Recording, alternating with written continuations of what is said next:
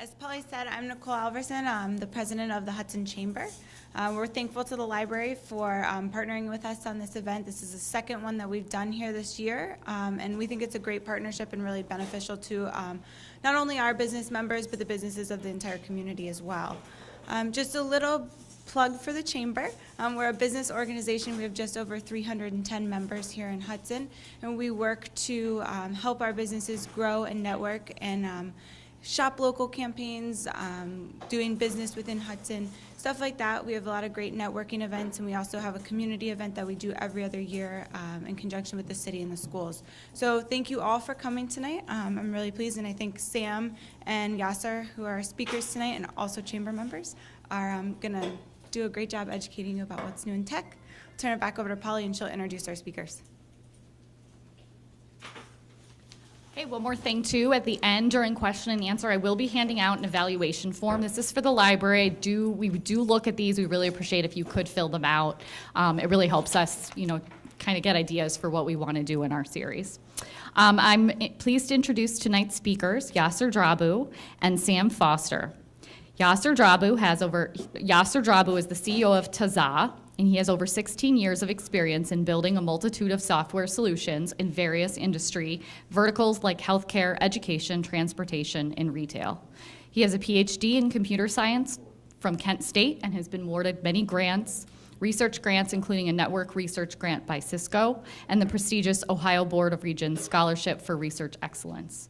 Foster is president of CMIT, Completely Managed Information Technology Solutions, Inc., a company that manages IT systems for businesses that depend on reliable technology to thrive. CMIT Solutions operates on a managed services model that offers proactive outsourced IT services and management services at affordable, consistent monthly rates. Please join me in welcoming Sam and Drabu.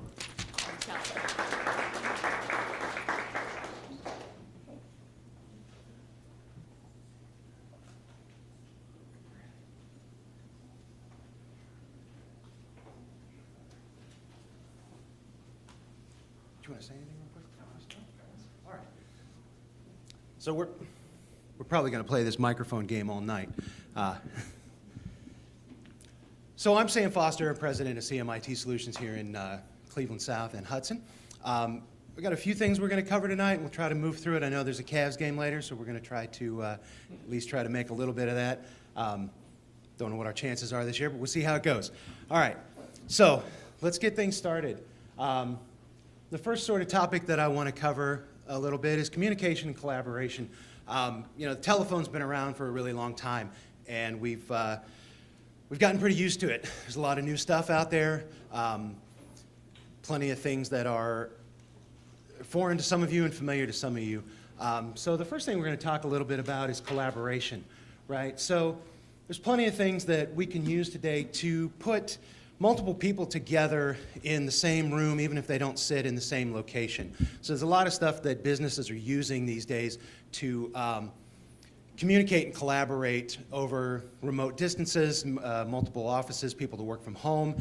The workforce is getting more and more distributed, and the collaboration stuff, there's plenty of examples that you see here, from Zoom to Slack to SharePoint, plenty that you're probably familiar with, from Google Hangouts, Microsoft Teams, and Skype, to some more obscure ones. But really any of this stuff, the idea here, you can kind of see the two people. The idea is to share and collaborate and work in the same space. I was just working on a document today, a Google document, where we had 9 engineers in the same document, the tech team taking tickets from the site, and everybody was editing and updating on the fly in real time. It was really pretty handy, much better than some of the old ticketing systems that are out there, or picking up the phone or waiting for an email. So, collaboration's a big part, and I don't want to get too deep, but definitely something that, if your business needs a little more, collaboration, some of these tools are a really good option. So let's talk a little bit about telephones, right? The traditional model for the public telephone network is, you pick up your computer, you go out to the router to the internet, and you go to the website here at dogtoys.com, right? You pick up your phone to ask them a question. It goes to your local voice carrier. They're usually pretty limited in who you can choose, right? You generally have 1, maybe 2 choices for your local telecom carrier. You connect to them, you pay extra for those circuits, and then they'll connect you out to the client call. You got to pay for 2 different connections to the rest of the world, one for your internet and one for your telecom. So companies all over the world, the biggest ones, are getting rid of this local circuit and moving everything over the internet. So we call it voice over IP, right? Voice over the internet protocol.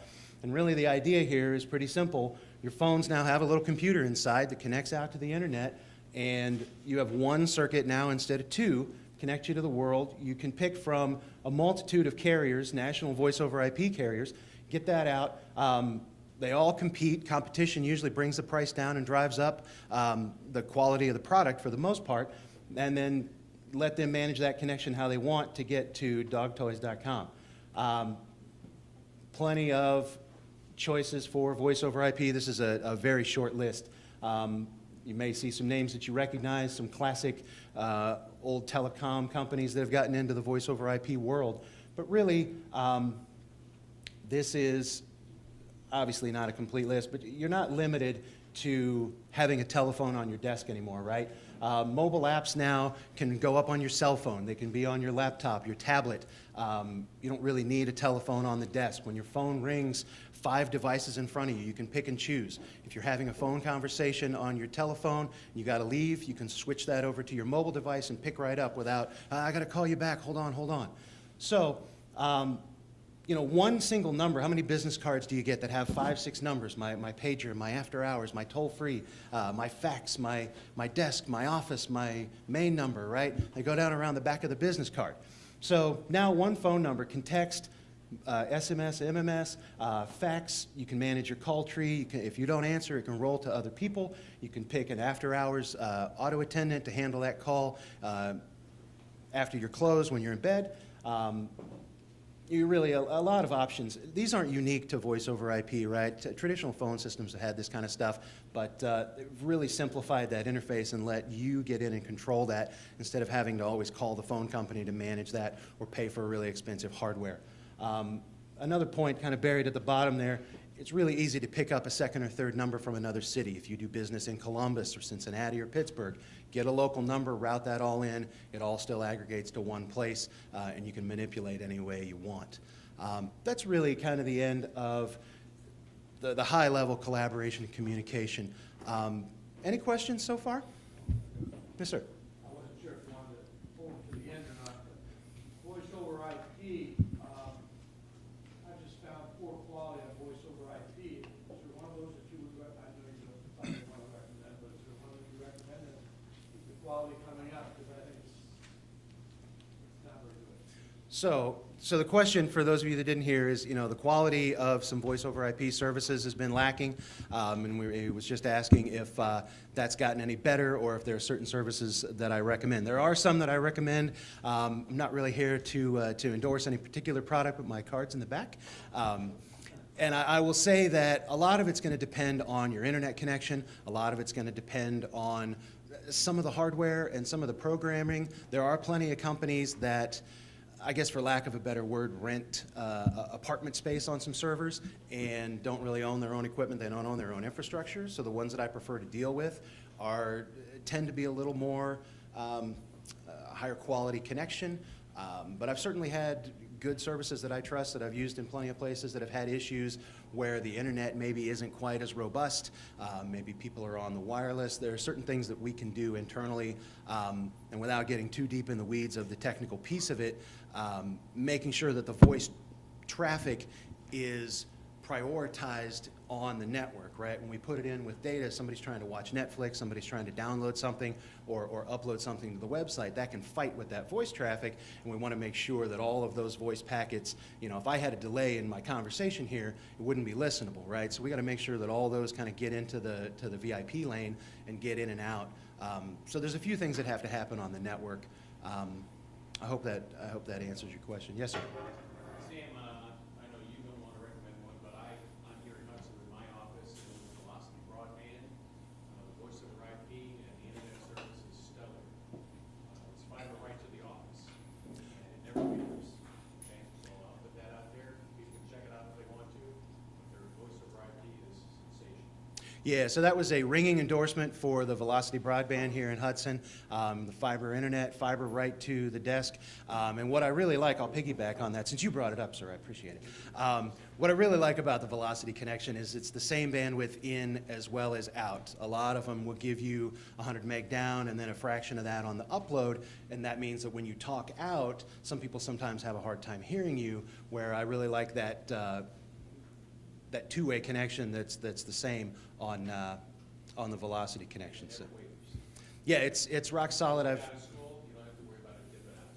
I've been in a couple sites when they've connected over, and it's like little kids at Christmas. I mean, they're running around. It's really exciting stuff. So when somebody has a connection like that, or any of the other carriers that offer a better connection, I've definitely been more comfortable with a voice over IP solution. And there are some that, yeah, we look at the network and VoIP is not really a viable option, for sure. Mm-hmm. Yes, sir?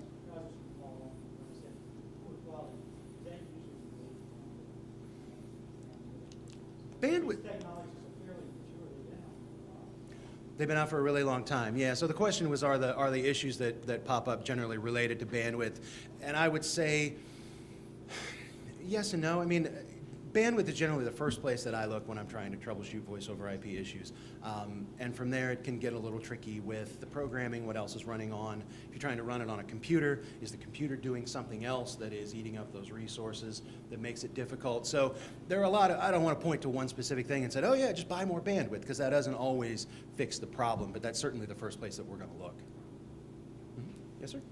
I thought you said one internet line, was that correct? Correct, yeah. What do you recommend for someone with more than like one person in the office, like, having it with a cable company and a local phone company? That way, if one goes down, the other one is probably still up.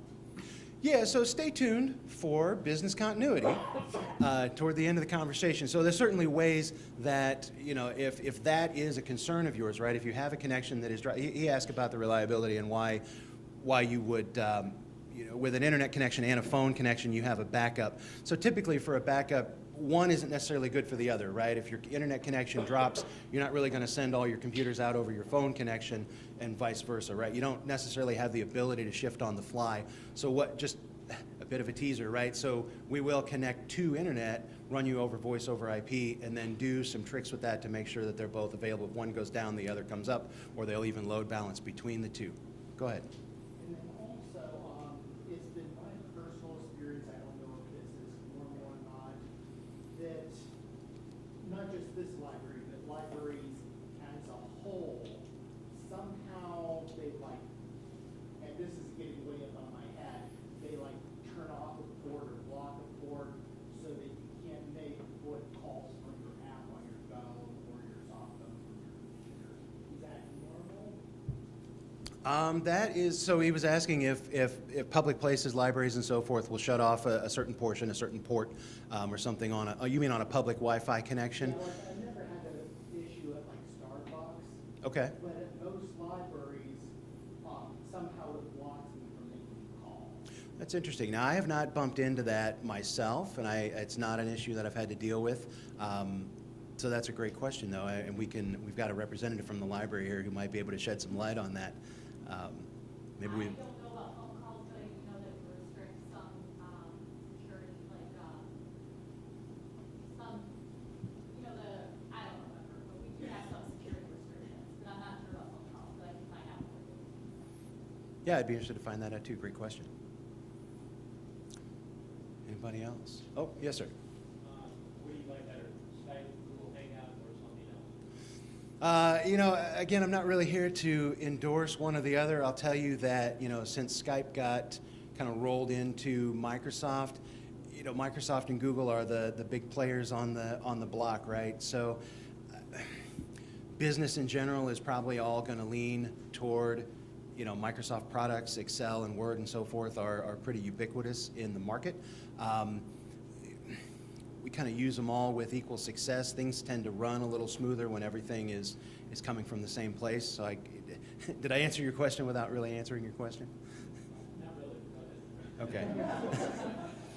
Yeah, I don't really have a preference. So, you know, for our clients, each of them is going to be independent, right? Everybody's going to have a particular set of documents or a set of way they do business, right? Is it all Word documents? Is it a lot of Excel? Is it a lot of spreadsheets, accounting, so on and so forth? So I can't really say that one is sort of globally appropriate or better than the other. They each have their benefits, and we kind of have to take each situation as it comes. Is that better? All right. Anybody else? Oh. Is Google Voice and Google Hangouts two different products, or is it two names for the same product? Google Hangouts is a little more of a collaboration tool, right? Google Voice is specifically their telephone product, and they don't really, collaboration and communication is sort of weaves together and comes apart in different places. So certainly with Skype, you can push the button and make a phone call. You can do that if you connect it, you can do that out of your email system, right? You can hit that button like on your smartphone. It's an email system, but I can hit the telephone number and make a call from the application. So Google Voice is really originated as a voice product specifically and has sort of added some collaboration features. But they all kind of run under the Google umbrella, so they're gonna play nicer together, I guess. All right, so I'm going to move to Yasser and let him present the next topic. Good evening. I'm Yasser, and I run a local software development company. And let's see this. Okay, so in our daily interaction with different business clients, we get an opportunity to work in various various domains. And I thought I'd take this opportunity to talk about some. Sam has been very talking about topics that are very pragmatic and you touch on a daily basis. These are more business-oriented and general larger trends that I would be highlighting. I'll talk about cloud computing, Internet of Things, big data, AI, and finally a little bit about blockchain. Each of these topics is really, really vast. I'm going to try to do some justice to them by highlighting them in a couple of slides. And I'll try to see if this is, okay. We're going to keep playing the mic. All right, so I'm going to start with cloud computing. The whole concept about cloud computing is the vision of many computer scientists that came together saying the computing power of what computers can do should really come across as a utility. When you use when you use electricity at home or you open your tap for water, you don't think about how it came about, all those things. It's convenient, it's right there, it's easy to use, and that's the direction where even the computing the computing world is heading towards, and that's the vision. So really, what a computer essentially is there's compute, which is your i7 processor, i3 processor from Intel or AMD processor that you have. That is the compute chips. And then you have storage, which is your hard drive, which is, typically you might have on your phone, 32 gigabits, 64 gigabits, and on your PC is a much larger storage. If you take that storage and then how they all interconnect together on a network, these are all components that over time have been siloed and then gradually come together as one unique, Interbone Fabric. So I'm going to talk about a little bit about how we got to this point. So if you look at back in the 70s and 60s approximately, I'm not going to pinpoint. So this is the time when computers were in the mainframe world, and if you wanted to access, you were probably on a campus or working for a company like IBM or Dell Computer, and you had these really large, powerful systems and expensive systems that spanned multiple rooms, which were mainframes, and you would access them through a terminal. And this setup then moved slowly into the PC revolution of the 80s, where Microsoft and Apple bought all these computers into the homes and gave the computing power to everyday users and made computing accessible to everybody. But there were some challenges there, especially when you're collaborating with multiple people. Computer was siloed by, you could work on it, you could run your word processor, but then when you had to share a file, you would take a floppy or nowadays a USB drive and then share it with somebody. The collaboration was very difficult to do on a PC. So businesses started moving towards an architecture called ClientServer, where you could put stuff on the server and you could still access it through the PC. It was not typical in homes, but businesses tend to gravitate towards this, and it's still prevalent to this day, but it's slowly being phased out for something in the 2000s. What started was the dot-com boom. What essentially happened was between that server and the computer, there came the formation of the internet, where you could access things from the browser. This is really the birth of where we started seeing things moving towards what we today call cloud computing. We had applications like WebBand, if anybody remembers that, all the way from Amazon and others launching different products and making them accessible. So if you had a PC, you could simply open up a browser and start ordering things online, and you start seeing the initial phases of what utility computing could do for us. Then what happened was millions of people started going online, so there came about multiple servers to handle that load. If you have 100 users, you could run it on one server, but you then had to scale out, and there was a concept of grid computing that came about where you could cluster a lot of computers together. But again, this was still siloed. So finally, when you take the internet and this grid computing concept together, this is where you really take and separate out the compute, the storage, and the network into a fabric that can scale. So now today when you access Gmail, or you go and go to Twitter, go to Facebook, you don't think about you don't go to Office Max or Home Depot Office Depot and buy a CD and then install Facebook. You just open up a browser. This is the transition in the into this cloud computing evolution. So, all right. Before I move to the next topic, I think there's a slide missing here. Oh, all right. I think the slide got swapped around, but here are the real advantages of cloud computing. The first one is innovation. Imagine a company like ours trying to compete with Microsoft. We don't have the resources to, build software, then print it on CDs, and then have it distributed in retail stores like Walmart and Target.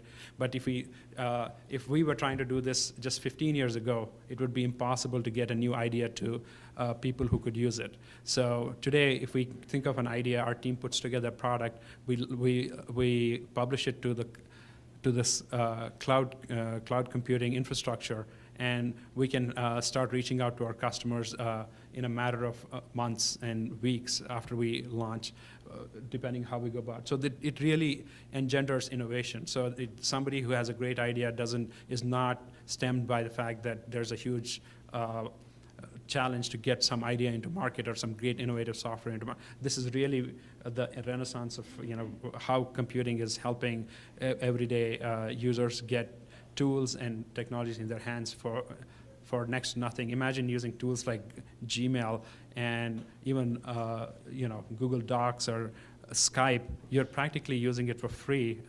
There's some ad-supported content there, but all this is really possible because of the foundation of the cloud computing. So that's where innovation comes in. Now, efficiency is very important when you think about scale. If most of you, I'm sure, have computers and phones, if you notice, you really don't use it all the time. You have excess capacity. You may have a PC at home which has a terabyte of data on it. You probably are using 100 gigs or 200 gigs, and the remaining 800 gigs is sitting around not being used.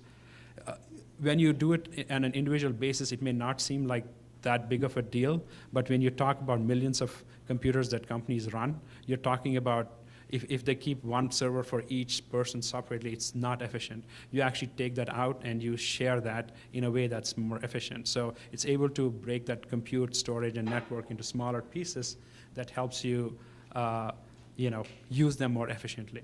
That efficiency automatically leads into environmental impact.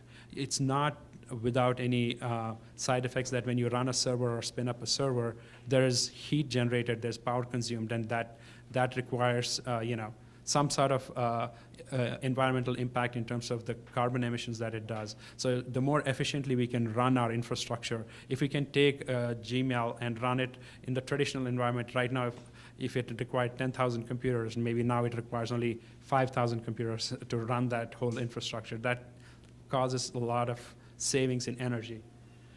Finally, there's, productivity. The fact that you don't have to, you want to, most services that you can think of, for your business, you want an invoicing package. For your business, you want email. You want to do collaboration with some people. All you have to do is open up your browser, download a simple program or do it right in the browser. It increases productivity tremendously and reduces the friction and barriers to, using computing, so. Any questions about anything about cloud computing? It's again very high level, but I'm just trying to give you a sense of where, where it is and where we're going with it. Yes. What about security? Security is something that Sam will touch upon later, but there are security concerns on the cloud because once you get onto the internet, you automatically, if you don't take the necessary precautions, you are exposed to people trying to hack into your network or into your application, into your databases. I think security is something that has become what we call a first-class citizen over the last 10 years, given all the breaches that have happened with Equifax and Aetna and many companies that have had huge security breaches. To answer your question, it is a concern, but there's a lot of good practices that have come into play because of this.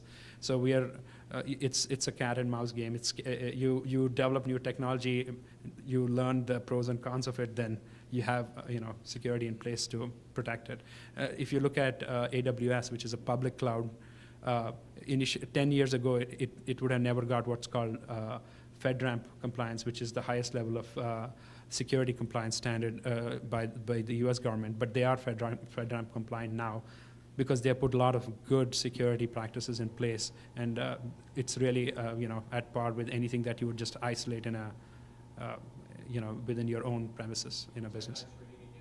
FedRAMP is the standard. FedRAMP. FedRAMP. Yes. So a lot of providers are selling security as an additional, as a bonus, right? Yes. As an upsell. So I don't know if Amazon does or if it's FedRAMP by standard, but how does a small business balance how does a small business? Yes.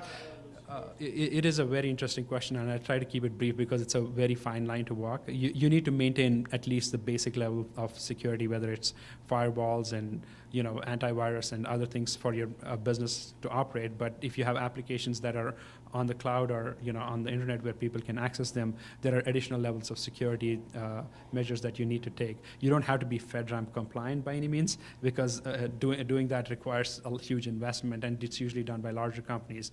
But there are certain good security practices that you just need to take care of. And when you're building your applications, you need to take security as a primary citizen. As I said, it needs to be a first-class citizen. You can't build a feature and keep your passwords in plain text and have your master password be, God or 123, 4, 5, 6. Those kind of things will, cause problems. So.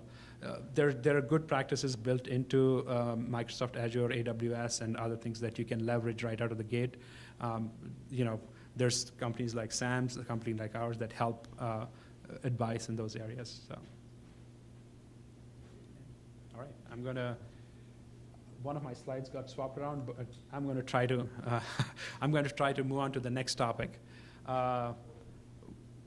I want to next move to, and the reason I picked these topics are they're all really interwoven, and one leads to another, and I'll kind of tie the picture together towards the end. The next topic is really Internet of Things. I'm sure all of you have heard of Alexa. I mean, Amazon is really pushing it hard. It is a little device that it can understand you, and that comes from AI, which we'll talk about a little later. But it also can connect to your home, and you can turn off your, lights. You can, ask for weather, something as simple as weather, and all the way control your whole house with this device with compatible devices. All of this is done through connectivity. So before we get into connectivity, I just want to talk briefly about where we are going. We are really looking at the Internet of Everything. There are really people who consume information and data, and then there are things like your toaster, like your refrigerator, like Alexa, and your light bulbs and switches and all these things. When you look at all of these things, they all are slowly and gradually getting interconnected. Each one has its own little compute. As computer chips get inexpensive and smaller, and the power required to run them gets lower and lower, you see more of these technologies built into every little thing. So there's a traditional, you can see P2P, which is really when you talk on Skype, when you chat on FaceTime, or you're collaborating on a document with Google Hangouts. All of this is really P2P. This is data that's generated when you talk to each other, and the transfer of data there.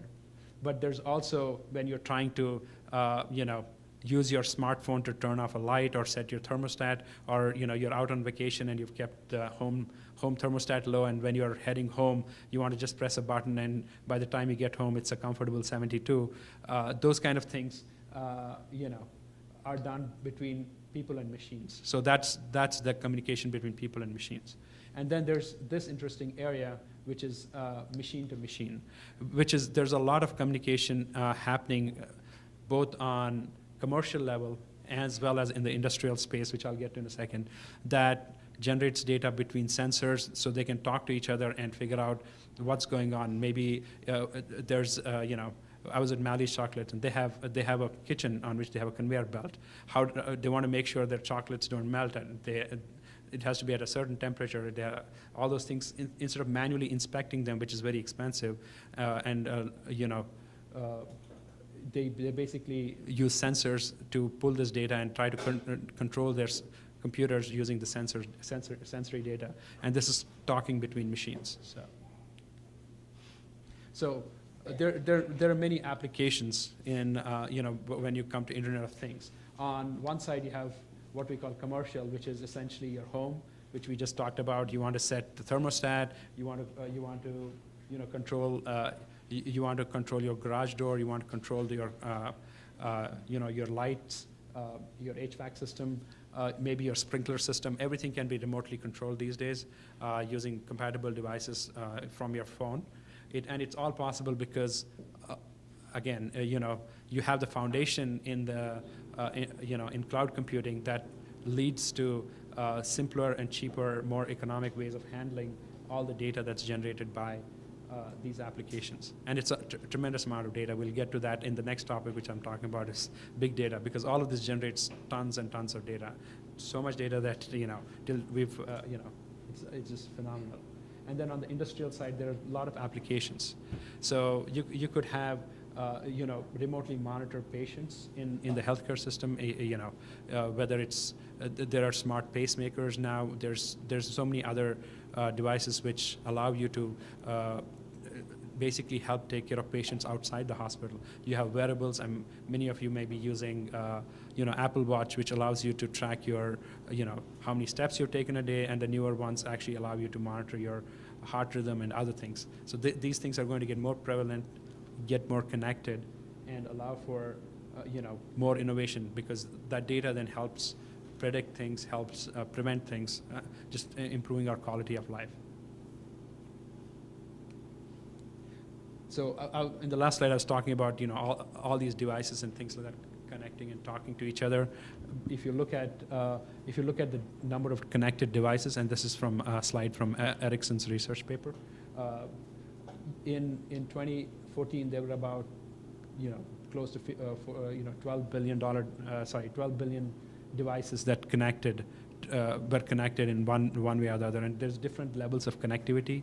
You could connect via Wi-Fi, you could connect via Bluetooth. These are different connectivity technologies, but there are also sensors that are put across remote areas to monitor rainfall and agricultural produce and other things, which use very low amount of energy, and they have different connectivity technologies, which is short range, that allows those devices to stay in the field much longer. So this is only going up, and this is Ericsson's estimate is about 30 billion, but if you look at Intel, it's almost 2 to 3 times. It's hard to predict what it will be in 2025, but the expected growth is really going to be exponential as more and more devices get prevalent and more connected. I'm going to stop here, and if there's any questions about IoT.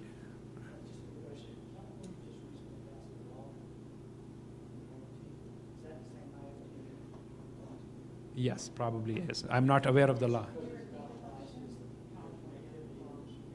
Yes, it compounds the risk a lot, right? So there's right now, IoT started in the labs, and people did it for fun. Now it's getting to a point where it can control your locks and your garage door, and if somebody hacks in, they can just open your home. There are those risks, but at the same time, once better security practices are put in place, and I think that's the law you're talking about. I'm not fully aware of it, but that's, yeah. Anybody? Oh, I'm sorry. The question was, California recently passed a law related to IoT, and is this the same IoT that I was talking about? And I said, yeah. All right, yes? Has any federal government body done statistics on how many break-ins are by hacking the system now, since there are electronic locks? I think it's too early for that. I'm not aware of any study, but the companies that do put these locks in place understand the risk, and they take a lot of precautions in terms of security and how you can access these systems. And it's actually considered the first in their design. It's called InfoSec. So you actually focus on the security features first. I am not aware of any such study. So. And I think it's too early. If people are still experimenting with these things, I don't believe that there's a lot of homes which have internet-enabled locks just yet. There are people who are what we call technology enthusiasts who are playing with these things at this point. So. All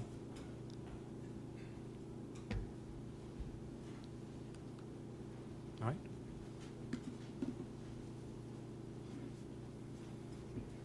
Go ahead and fix this now.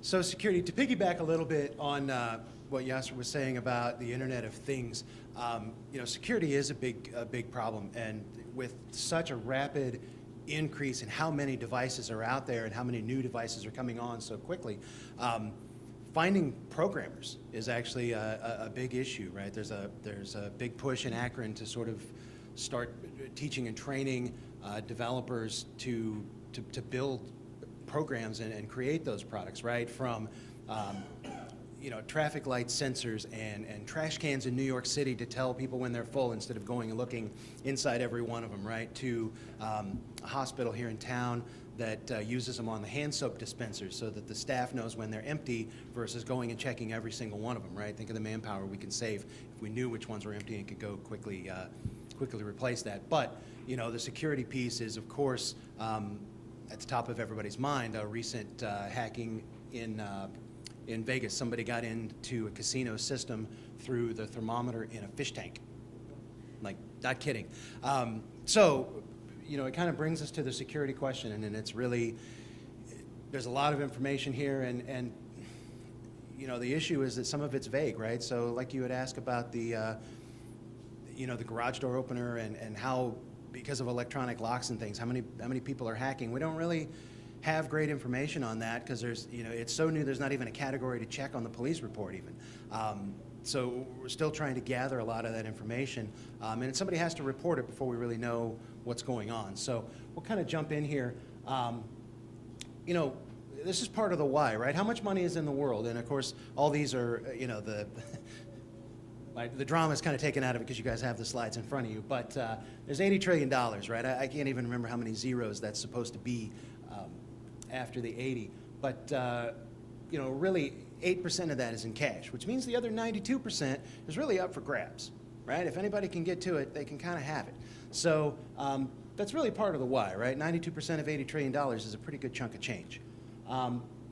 So where do these folks come from, right? Where are these attacks getting originated? You know, the U.S. is number 2.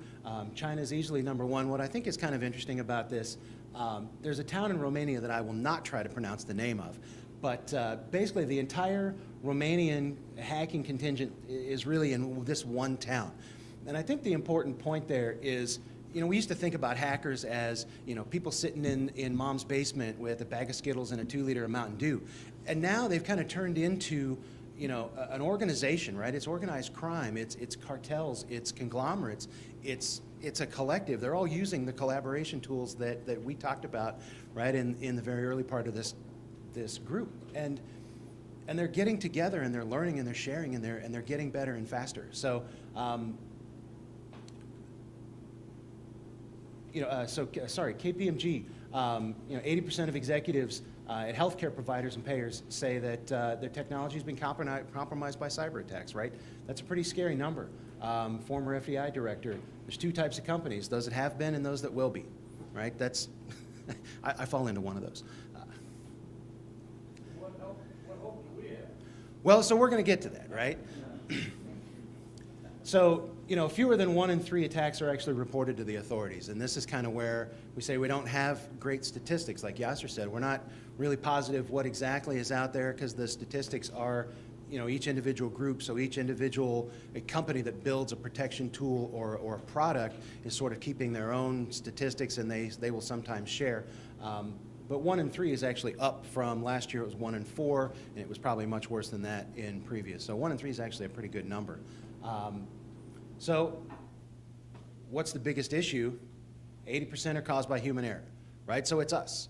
So the hope we have is getting each other more prepared to deal with some of this, because a lot of us are overriding the security measures that are put in place by the systems, right? They give the humans the control to say, no, I don't want to stop. I want to go on. You know, I let my kids play games on the computer, right? They don't care. They'll hit yes to every single pop-up because they want to play that game that comes up. So it's a lot of training and education, and I only had to wipe viruses off my computer a few times before I sat the kids down and had to have that conversation with them, right? So here we go. So just like we talked about, what's the big problem? I mean, here's the top passwords from last year. These look perfectly secure to me. You notice number 1 and 2 haven't changed, right? 1, 2, 3, 4, 5, 6, and password. Those have been the same for years. It's nice to see that just 1, 2, 3, 4, 5 has actually moved down a little bit.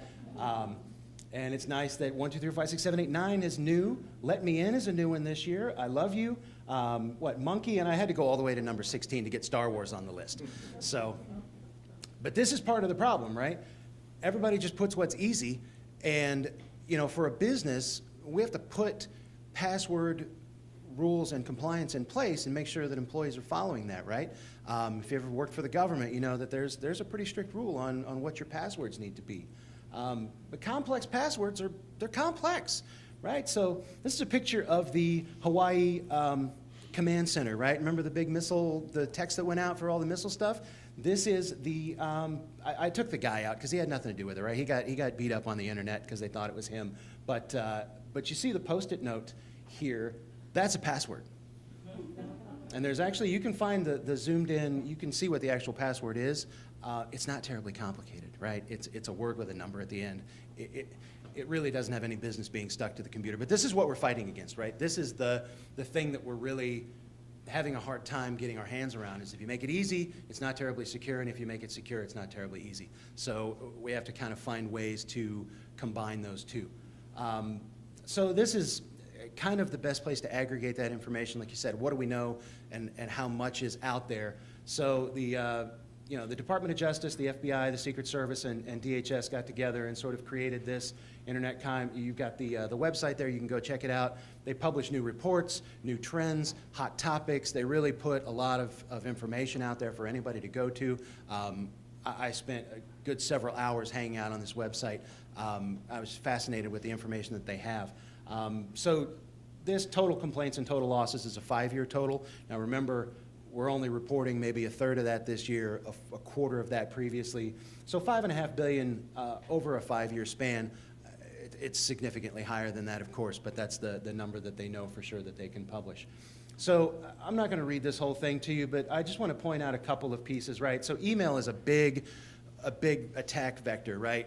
Humans interact with their email all day, every day. People see those messages, and we get so used to stuff, right? So ransomware is a 6,000% increase, right? You see one of the ransomware encryption screens over on the side. And what they're finding, part of that increase is that it's more and more frequent, but the actual ransom price is going way down. It used to be $2,000 and $3,000 to pay to get your files back. Now it's $200 or $300.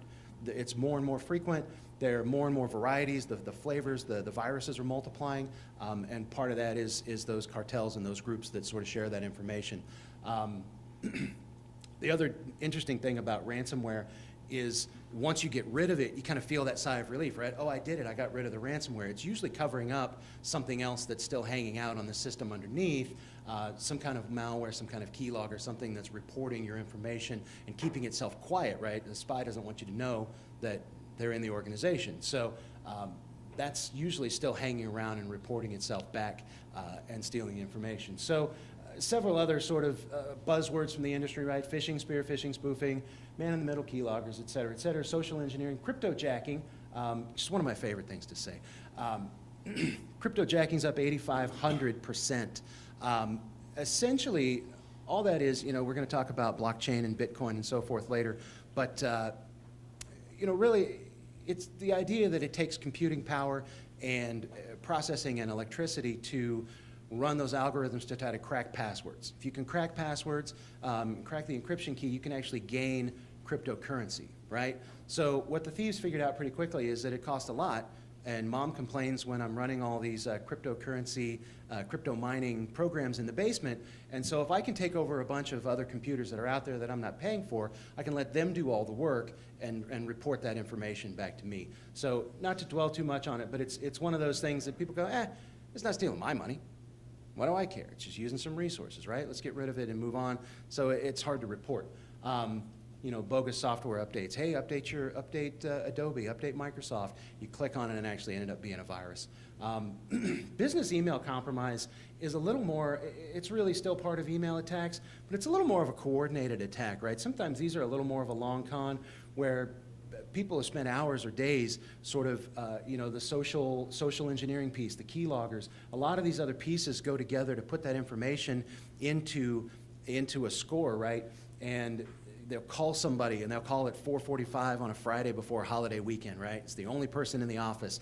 Hey, the CEO is getting ready to call you with a request. Make sure you're there. Make sure you answer. The email comes and says, hey, the CEO is getting ready to call, et cetera. And then you get an email from the CEO that says, wire this money to this vendor in China, right? And so it's this coordinated attack, dozens of emails, multiple phone calls over the course of an hour or two, and you kind of push the person into it, and they kind of count on that people won't call the CEO and say, do you really want me to wire this money? Because people are afraid, right? I don't want to call the boss. So it's kind of a subset. You know, you've seen the reports where they're disclosing W-2s, right? They're wire fraud or sending bogus invoices. So just kind of a snippet, and I probably spent a little more time on this than I wanted to, but I wanted to make sure we kind of covered what's out there as far as the attacks go. So, you know, those of you that are at smaller businesses, right? Almost half of the attacks are targeted at smaller businesses because we don't have the resources. We don't have a full IT department. We don't have $1 million firewalls. We don't have some of that technology, right? We're kind of on our own. So who really falls for this stuff, right?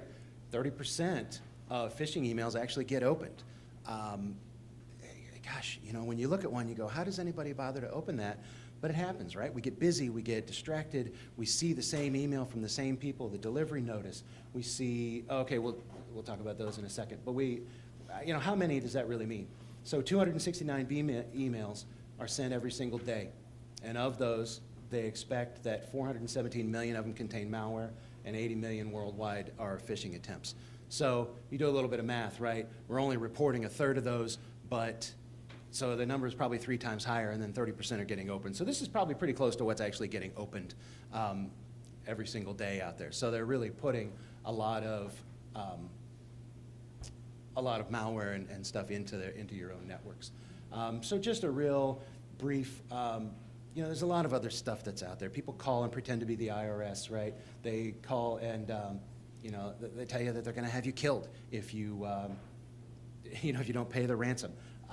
You'll get phone calls from tech support, right? This is Joe from Microsoft. We saw that you had errors. You know, all of these things are all scams, right? We got a password. We took control of your webcam.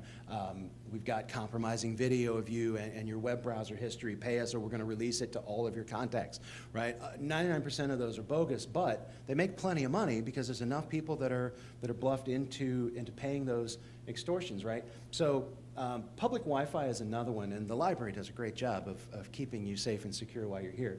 But there are plenty of things that people will do to get a hold of your information while you're out on the public Wi-Fi at a Starbucks, a coffee shop, at the airport, places like that, right?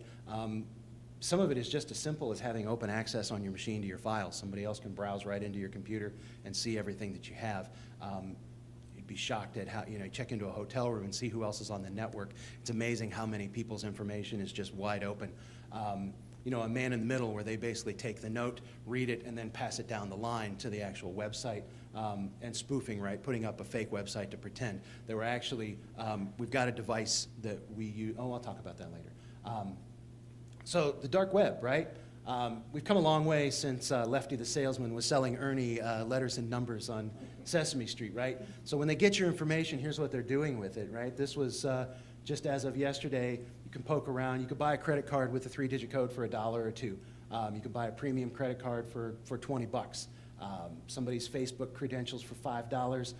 You can buy an hour of denial of service. You can flood somebody's email. You can flood somebody's phone system or flood their web servers to the point where they can't take real customer calls. You can rent those by the hour, right? You can actually buy your own version of the encryption, the ransom software for $175 and then distribute that on your own.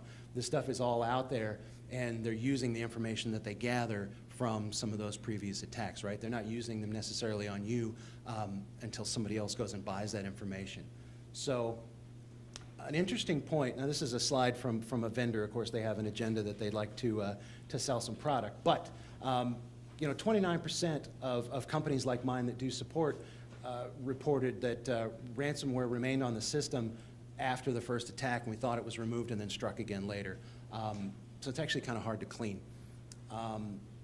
That's really the end of the problems portion, so I'll jump to sort of what can we do to protect ourselves in a second. But I thought I'd pause and just ask if anybody had any questions about that first piece. Are you going to cover security on mobile banking, for instance? Are you covering that? A little bit, maybe not that specific. It's a little more of a high-level conversation. That's a little scary, you know. The banks want you to do all this stuff and make it available. And then, you know, I'm sitting here, you know, just going to throw my iPhone. Well, that was not my intent, right? It was not to scare you into to stopping the using of technology, but to help sort of get a little awareness around what's out there, so that you can hopefully recognize some of that when you see it. MJ? What is best practice for storing your passwords? Oh, well, stay tuned. Don't leave. Second question. And then what's best practice when you're out in public in terms of Wi-Fi and you're at the airport? Great question. Stay tuned. Yeah, stay tuned. Yes, sir. Just two questions. If you do have a virus where your client's running, do you just, rather than try to remove it, you just re-ghost the machine if you have a ghost image up already? So it depends. It depends. I mean, it's really case by case. If it looks like it's going to be more than a certain window of time, we'll certainly just roll that over and re-image off of, if we have good backups. Stay tuned. But yeah, I mean, sometimes it's fairly simple. I mean, the real plan is to get it stopped before it shows up, right? Stop it on its way in so that we don't have to deal with it, right? You don't check IDs inside the castle. You check them all the way outside the outer gate, right? So that's the idea, is to stop all those things well before they get inside your infrastructure and inside your machines. My other question is, this is something you do at home, and like last time you said, do you always let them run under a limited user ID instead of admin ID? That's That way typically, it pops up, even if this email will pop up, put in your admin ID, and we'll let whatever's in the email install automatically. restricting access levels is definitely one of the first lines of defense. If people don't have the ability to install software without, even just myself at home, right? it's my own computer, but I keep myself locked down, and then if I want to install something, it prompts me for a password, and I say, man, why does this program want to install something else? It really shouldn't have to do that. So that's a good, I'm glad you brought that up, because I may not have included it, but that's a really good, easy way. Work on that, and that, Yeah, because everything you need to do day to day, you can do with a regular user login without elevated privileges. And then when you want to install something, of course, as long as you have your own password, or check that with the IT group or the team or somebody in management to make sure that that's a legitimate request, right? Yeah. What else? Yes, sir. In the case you just mentioned, how, as a service provider, I assume that your clients are connected to your network. How do you mitigate that risk of things such as ransomware to your entire network? And where do you draw the line between your responsibility for security and your client's responsibility? So my contract is about 62 pages thick. No.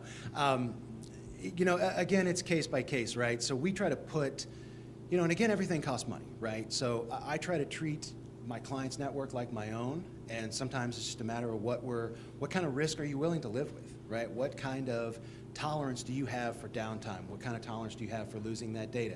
I've got people that I talk to that I say, look, we checked and none of your systems have any virus protection. You don't have anything running at all, right? You're basically wide open. And they go, we've been doing that for 20 years. And there's no motivation, right? And I can show them the water and make them thirsty, but it's going to be up to people to drink. So there's going to be a trade-off in risk, of course, with any situation. So of course, I would love to have, there's a few companies that we use that actually have a product that'll look at every single transmission across the wire, right? Everything that comes in, where it came from, everything that goes out. And if it's going to some of the places on the list that we know are havens for hackers and stuff, we'll raise a red flag, or we'll even stop that transmission, right?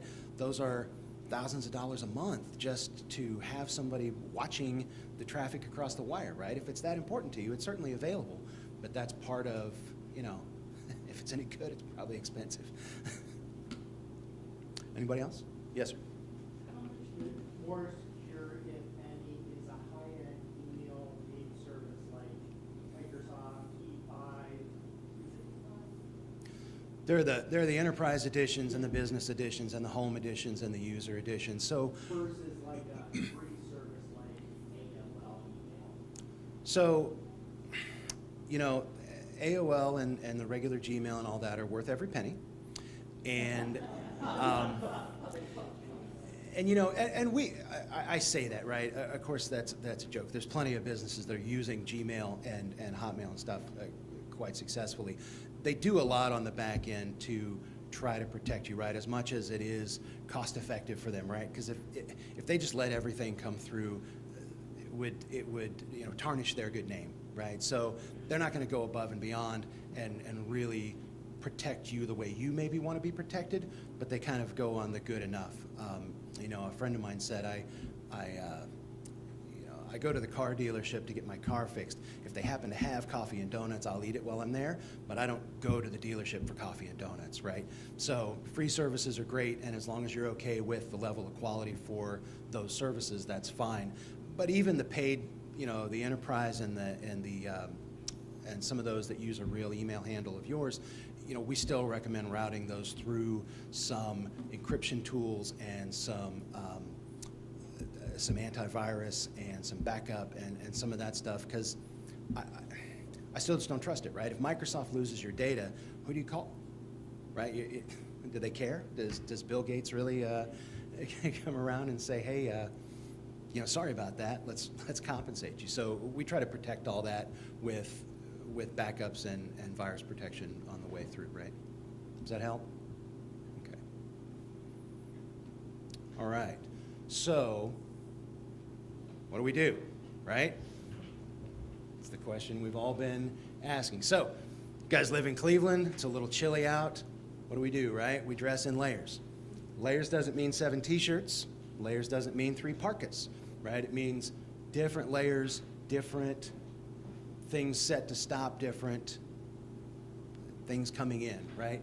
Back in medieval times, you didn't put out 7 moats, right? You didn't put up 7 walls. A guy with a ladder, it doesn't matter whether there's 1 or 7. So you vary that, you make things different, you put different layers in place to block certain things and give yourself some time in between, right? There's usually a buffer zone, which is part of where the security comes from. So I'm not going to read this, but basically some of the layers that we talk about, and Yasser mentioned them earlier, right? But number 1 on the list is educate your staff, right? Make people aware of what's out there, what's coming, what it looks like, how to keep themselves safe. And a lot of this kind of doesn't really go away, but you got people that aren't overriding what's already in place with these other layers, right? So we put in firewalls, we put in antivirus, we make sure that we're up to the latest patches, right? We encrypt messages that go outside, right? Back in medieval times, if the king said we're going to attack at noon and sent it out and the squire got captured, everybody knows we're going to attack at noon, right? So you encrypt that and make sure that only the people that the message is intended for can actually understand what it is. So same thing with email and with web transmissions and your online banking, sir, to your question, right? So we make sure that those kind of transmissions are encrypted so that anybody that does happen to see that information doesn't really know what's in it, right? It's all jumbled. Inbound email spam filtering, outbound. If we do happen to get the email and click on it, we have DNS protection to block that from going out to those sites that we know are hacking sites or sites that harbor viruses. And then, of course, data backup, right? We make sure that that stuff is all together and that we have good copies of our data in case something happens. You've got a backup of that. So a little more, right? Some other sort of more superfluous. Cyber insurance, you can pick that up from your insurance agent. It's a fairly new product, so buy now before they figure out how much it should really cost. Be careful what you share on social media, right? Password changes and multi-factor authentication. You ever try to log into something and it says, wait, we're not going to let you in. We're going to text you another passcode that we want you to put in to make sure you are who you say you are, because you already gave us your cell phone a long time ago when you set that account up. Any of those are two-factor authentication, right? Wire transfers, if you're a business that does a lot of wire transfers, have a policy in place and have processes that you trust to make sure that you are not sending wire transfers to somebody that shouldn't get one. I talked to a guy the other day who had an email, or I'm sorry, had a fax with the account information. He was on the phone with the gentleman getting ready to send the wire transfer. An email popped up and he said, hey, what's going on? Where do you want me to send this money? And the guy said, I sent you the fax. He said, well, I just got an email from you too. He said, I didn't send you an email. The two account numbers were different, and had he not been the one sitting there on the phone looking at it talking, he just saw the email and he was planning on sending the wire transfer, right? We're a couple $100,000. It's a big deal. So those are the kind of things that, yeah, sometimes it gets in, but you put those processes in place. Pick up the phone and call the person you're transferring to. Pick up the phone, have somebody, a lot of companies say you've got to have 2 people sign off on every transfer to make sure that that it's legitimate. Public Wi-Fi. So this is what we were going to talk about, right? So you can get it's called the VPN. It's a virtual private network. And basically all it does when you're in a public place, it basically encapsulates everything that you're going to do and puts a little shield around it. And everything that you communicate goes inside that protected tunnel all the way back to a server that you know that you've already probably bought that service from, and then they put you on the internet from their site.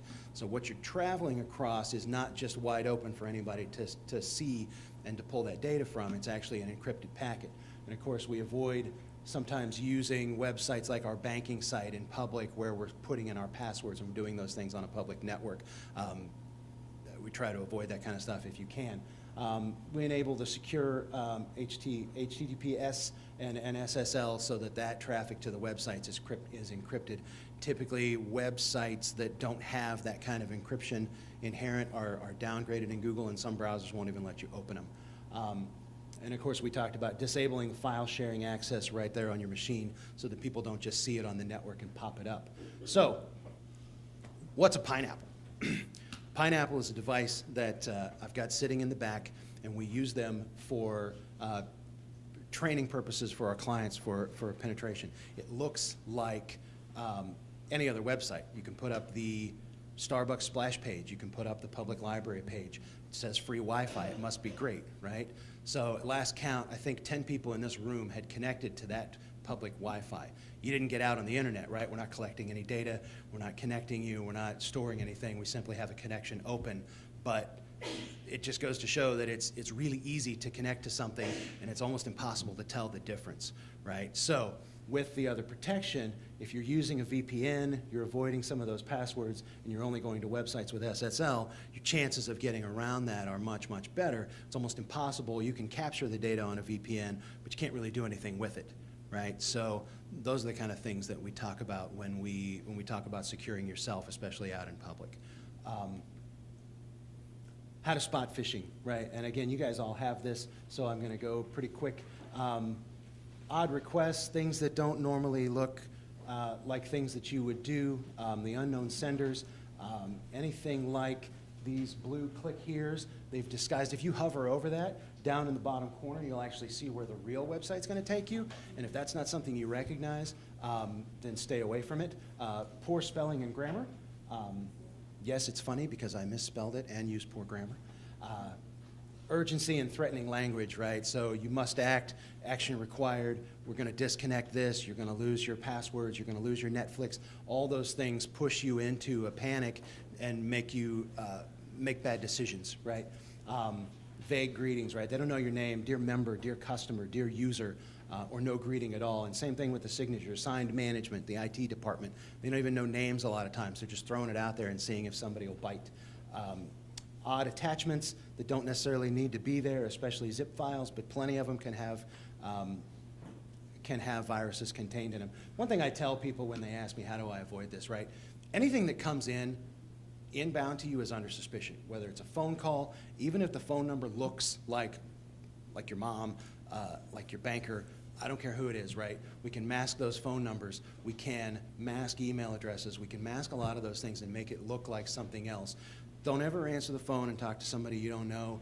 If you don't recognize their voice, tell them I'm going to call you right back. And if it says it's your credit card company, take the card out of your pocket and call the number on the back, right? Don't give any inbound call or email or traffic any kind of personal information. If you think the web is, that the email might be legitimate, open up another browser and go to their website and see how to communicate with them. Don't answer emails that you're not positive of, and don't answer anything on the phone. Generally a really good starting point. And then, of course, maybe some other layers to protect you before and after maybe some of those events will happen. So here's what people are clicking on. These all look pretty familiar. And one thing that is common here is that we expect to get these emails all day long. Everybody has a shipment coming. Everybody that works for a company gets policy updates, right? Staff reviews, sick time policy. You know, the ones that are really alarming or the urgent, required immediately, those are the ones that are a little bit different, right? But for the most part, we see this stuff every day, we're expecting it. So this is how they get us. And we just open that because we're not really looking a little bit deeper. Again, not going to read all this to you, but the FBI website says, you know, don't open stuff you don't recognize. Monitor your bank account and your credit report. Don't communicate with unused senders. I am going to read it. Don't store sensitive or embarrassing photos of yourself online, right? That stuff is out there forever. Should go without saying, but I'm shocked at how many are like, well, maybe I did put something out there. Change your passwords for multiple websites and use stronger passwords. You know, there's one more here. So this is the one I'm going to be brief, right? Look at the common theme here. Educate your workforce, instruct employees, login credentials, monitor employee logins. This all centers around the people in this room, right? We are the first line of defense and can make those decisions that are critical to the safety of the network, right? And we talk a lot about the culture of security. If everybody's talking about that phishing email that I saw when we're around the water cooler or at lunch, that's the workforce being together and having that conversation, and it's top of mind, and it's at least something, hopefully, that people are talking about and thinking about, and that helps everybody sort of increase the awareness and be better. And of course, just like anything, right?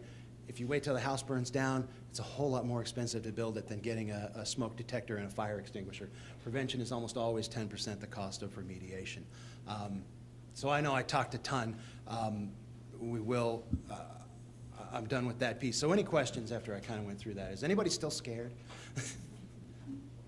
You're scared? All right, go ahead.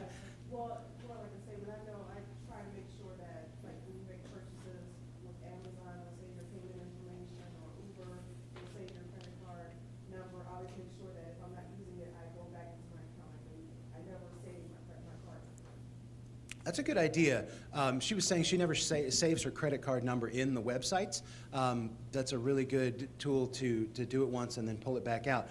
One thing that when I moved and had to get a new bank because the place that I lived didn't have the bank we used to have, the banker recommended actually getting 2 accounts. One that's sort of a primary for direct deposit and a lot of that stuff, and then one specifically for online banking.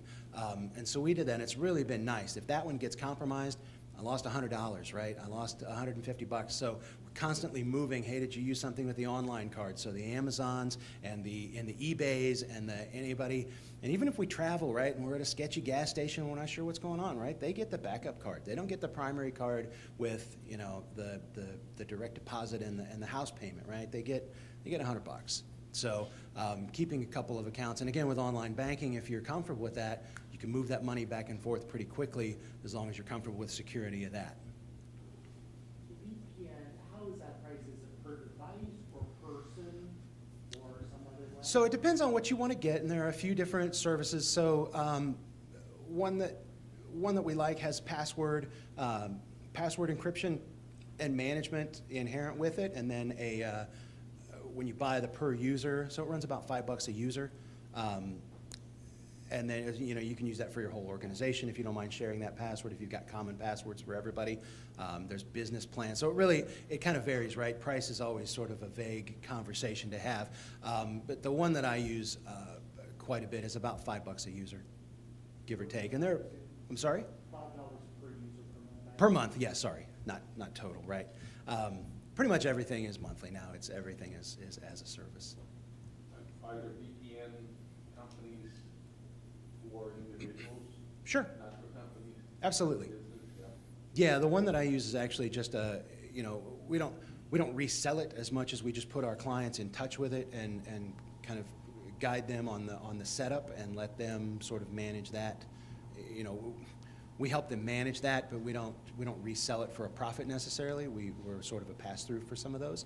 But yeah, you can go get one. You get one today that'll do, you know, password management, VPN. There's plenty. There are a few free services that are out there that are okay to try out, see how you like it. And then there are a few that you can pay. And depending on how many you have, if you've got a big company with, you know, hundreds or thousands of employees, of course, you can aggregate that and buy a package. Sir. Have you seen anything better than, because a lot of the sites I log into, you have to change it every quarter. Mhm. It's pretty complex. Have you seen anything that would be better than LastPass to use for that sort of thing? LastPass is one of our favorites. You know, and there are a couple others. Dashlane gets a lot of, you know, sort of the other one that kind of gets mentioned in the same breath. And like I said, I wasn't here to really endorse any products, but those two really kind of are at the top of the list. Yeah, no, yeah, that's great. So he was asking about password management from LastPass. The thing I like about Dashlane is most of those accounts, they'll add the private VPN also, so the public Wi-Fi. So that's pretty handy. I will say that the password management piece is not quite as user-friendly as LastPass, since we're talking a little bit about product, but those two are really probably the top. And there's plenty of other good ones that are out there, but those two seem to get brought up most when we're talking about it. My test, my wife used it. Right. Because she's using it, she's not that great. All right. That's great. Any other questions? Oh, Mark. Building on top of that, like my computer, I always have to remember the passwords for different websites. And some websites somehow block it from remembering the username and/or password. Mhm. The paid services that you just mentioned, are they any better at remembering the username and passwords, or is it like the banks and different websites? Their website is so robust that they somehow have absolute power and you can't remember those username and passwords. No, they work really well. They really do a nice job. You'll run into a website, or if you've got 2 or 3 different logins for the same type of thing, if you're working with different user accounts, sometimes it can get a little confusing. But you can even pick the username and then choose which password's going to go through. And I haven't really bumped into any sites that have an issue with not allowing that to work. It'll even let you sort of automatically generate really complex passwords and let it keep track of that so that you don't have to try to think up something, right? You just have to remember the one master password to get into that system. If you don't, you could be in big trouble. Anybody else? All right. Your show, Doctor.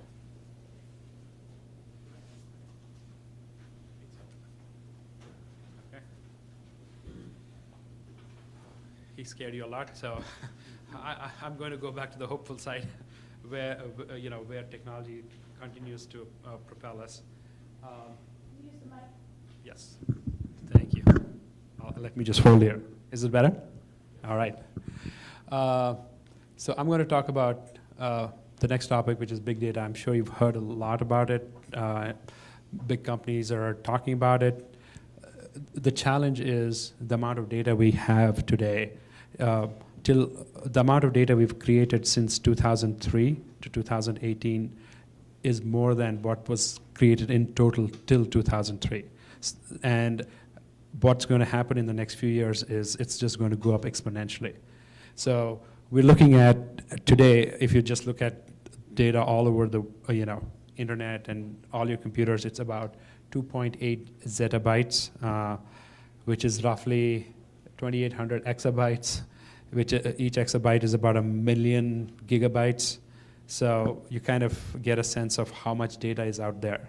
So the question is, with so much data, how do we deal with it? And to add to the problem, it's not what it is today, it's where it'll get in the next few years.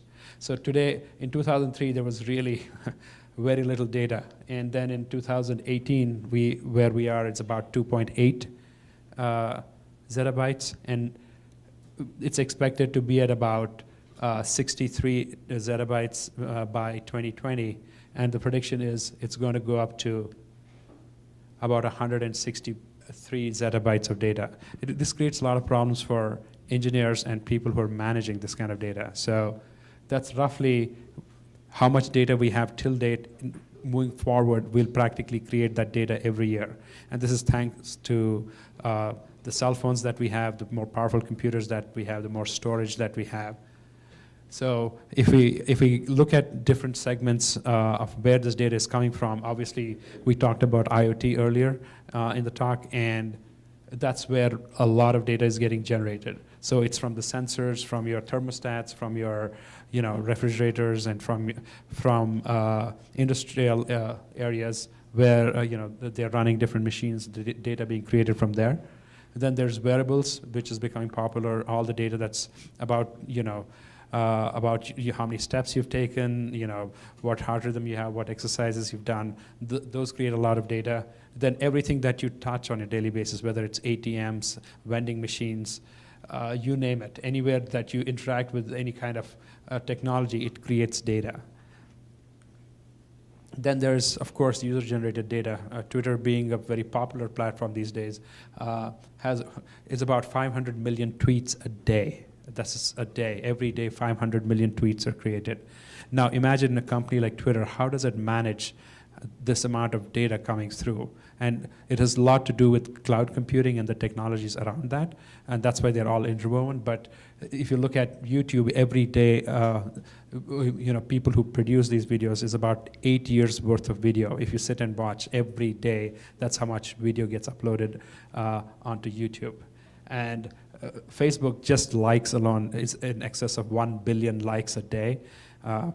And not to mention posts and live video streams and video uploads and all those things which add to the complexity.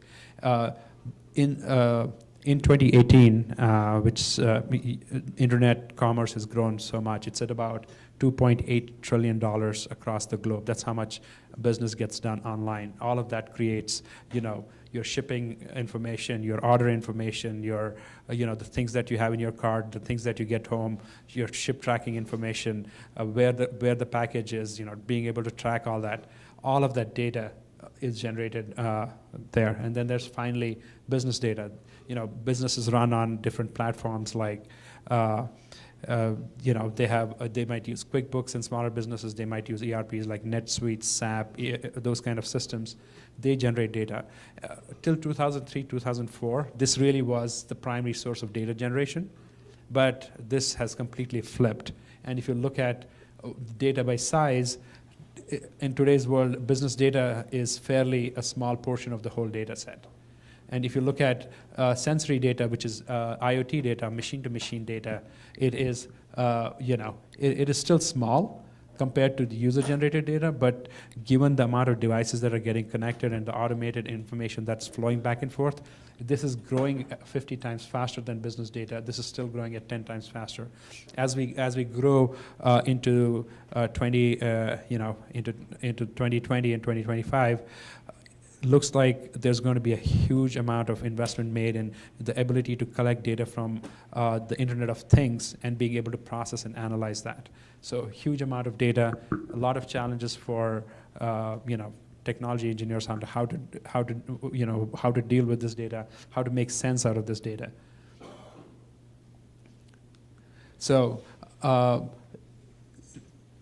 what big data does for us is it helps us understand a lot of trends. So once they look at, for example, in healthcare, if you look at 1 million EKGs or ultrasounds, you're able to identify patterns and be able to do better diagnosis for to help improve healthcare.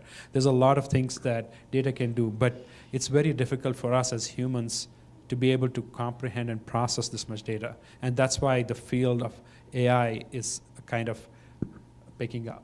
The AI, we've seen movies like, we've seen this in Star Trek where we have data and we have this concept of very advanced intelligence. Before we get to that, there's really two things. There's the fact that cloud computing brought in a lot of computing power and storage, and then there is a lot of data that's being collected over the period of time. These two put together has actually helped us enhance this field. The initial concept of artificial intelligence was for machines to be able to mimic human intelligence. So if you look at how this is classified, we'll get to that in a second. This is what I was just talking about. Compute, big data, and algorithms put together really help us get there. If you look at the types of AI, we have narrow AI, we have general intelligence, and then we have artificial superintelligence. This is really what we are in. These are just still fairly far off concepts. I don't know. These are speculative topics, and I don't want to get too far into it. And then finally, there's what we call, artificial superintelligence. This is more like a HAL situation, where there's computers that get smarter than us. But right now, we are really there's questions about whether this is achievable or not, and the concept of singularity is possible or not. But right now, what is real is being able to take this data and the amount of computing power that we have and be able to do some cool things that were never possible before. For example, without the amount of data we have, without the sensors and IoTs that we have, self-driving cars would not have been possible. So it all kind of builds on itself. So that's one example of something that's specialized in one area. There's image recognition and other things that AI does that that's very specific to a single application, like DeepMind, the Google AI platform, actually defeated the world champion in Go. That was very specifically designed to play Go. So that kind of intelligence, or singular, is called artificial narrow intelligence. So with AI, which is AI narrow as we call it, there's really the field of artificial intelligence, and within that there is what we call machine learning. machine learning helps you with classification. When you talk to Alexa, it's really trying to understand your voice. It's trying to classify what you're saying. Just 5 to 6 years back, this was really difficult. Voice recognition accuracy was at 70%, and you kept screaming at your computer when you had the little clippies, and Microsoft tried to do this earlier. But with the advancement of the amount of data and speech patterns we have, we can really do a lot better with voice recognition. There are ways you can actually take a picture of something and Google will try to recognize it. Image recognition has gone up significantly. Then a subset of field of machine learning is deep learning, which is something that uses a lot of data to train itself to understand and better classify. This is the reason why we have the success we have. That about 3 years ago, computers for the first time exceeded human capacity for recognizing human speech. So they were more accurate than humans at understanding speech.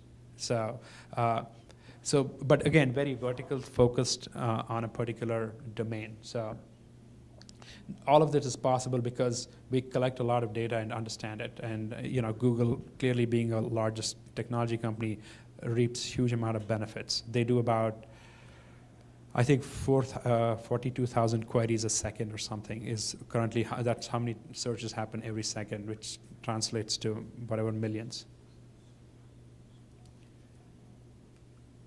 So why do we want AI? Of course, this is what my son does with Siri, which is AI engine, but it has a lot more implications. When you're able to do something like this, it's actually built on a lot of things. It's taken speech from many users. It's been able to identify what it can do.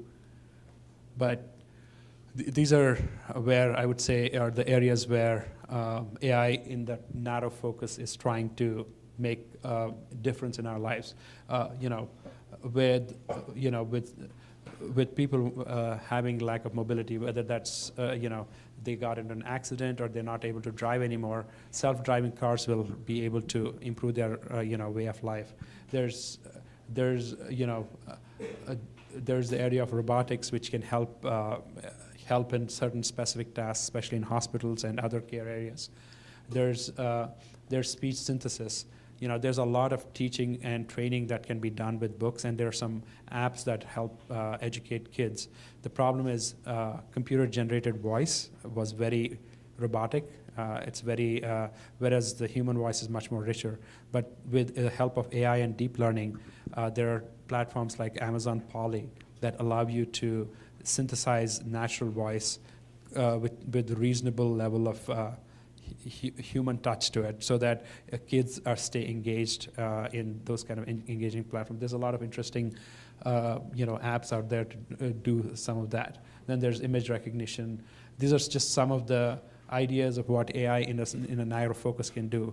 There's still a long way to go to what we call artificial general intelligence, where if you look at if you tell your 4-year-old kid that this is a cat, they don't need to be shown 10 million cats to figure out what is the next cat, whereas computers still require that kind of hand-holding, and then they can only recognize cats. And if there's a little bit of image distortion, they can confuse a dog for a cat or something like that. But it's even though there are still challenges, just because of the way we have computing power and the amount of data that we have, AI has helped in many areas, that problems that we couldn't just solve 5 years ago. So, before we get to business continuity, any questions on these two areas? Yes. In narrow AI, can software look at big data, see something, and write new code? Yes. Yes. Yes. There have been a couple of studies where there was I think Facebook did this experiment where they very narrowly tried to have two AI engines negotiate with each other on doing a deal, and they actually evolved and figured out how to negotiate better. They became really good negotiators. They would express interest in something that they were really not interested in, and do paying interest and things like that. So, but that's still within a very narrow field of application, but it's possible. Yeah. All right. Yes. You have a question? No. Yes. Yes, it is amazing.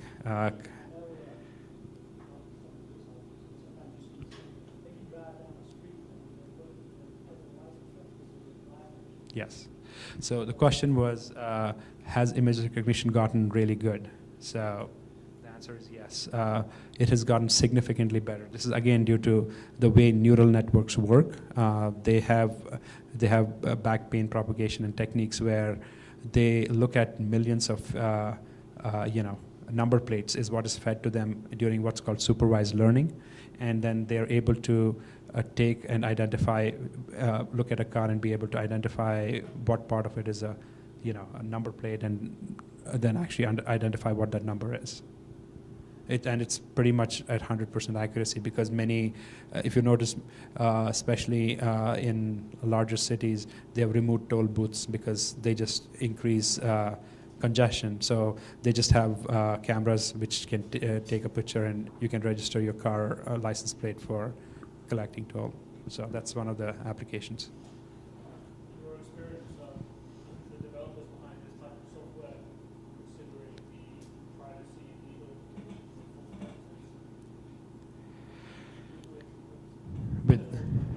Yes. I'm not sure I fully understand your question. So the question is, what are the legal implications of a false positive? Or is that being taken into consideration as quickly as the software being developed? it is. There's a huge discussion about data bias within AI, because it's only as good as the data that you provide it. So there is inherently biased data that we provide the artificial algorithms to learn from. So if there's bias in them, or there is, if you keep feeding it dog pictures and say that it's a cat, it'll say it's a cat when it looks at a dog. So that's a very simplistic way of putting it.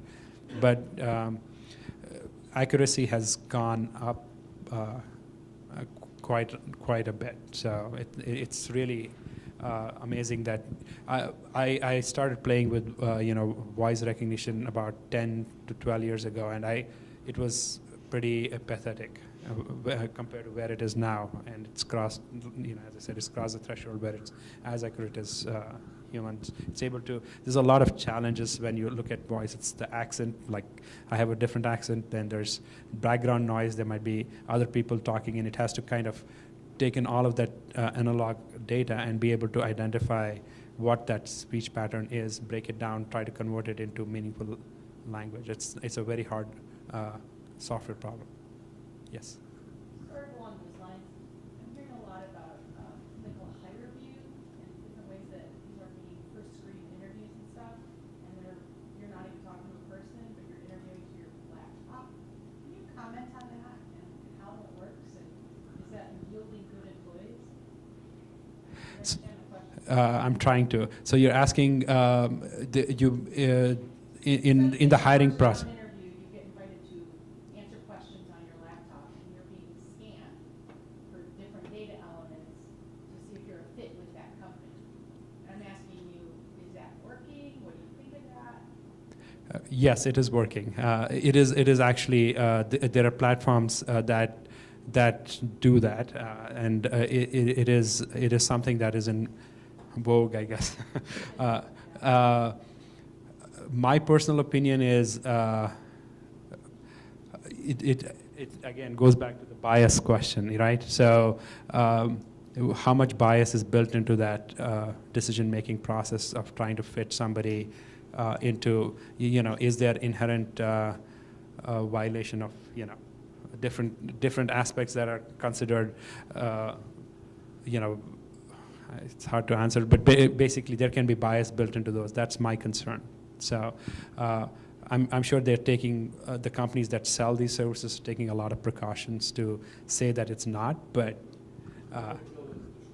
yes, they can build it. That is, and there's been shown a lot of data sets that have discrimination, and it can be inadvertent. People may not know it, but that there's bias built in, but it can be, especially when you're trying to find candidates that are the right culture fit. What does that mean? You know, if they're defining parameters based on what the hiring team tells them, and it can mean several things which could be discriminatory. You had a question? Kind of similar to their question up there. Heard some, and I don't know how rare it is, but some local governments in high crime areas are setting up cameras where it reads every license plate that drives by, and they keep that data indefinitely.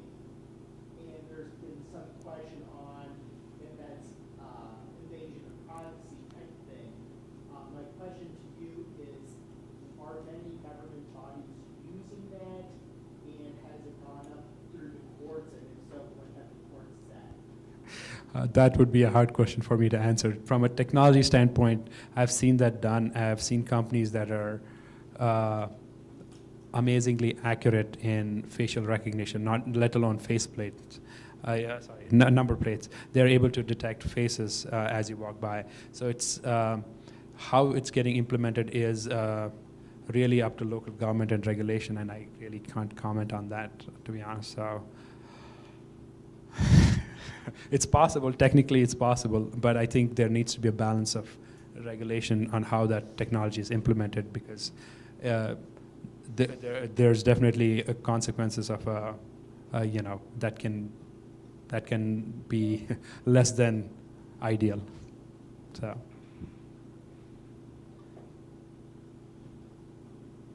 All right. Thank you.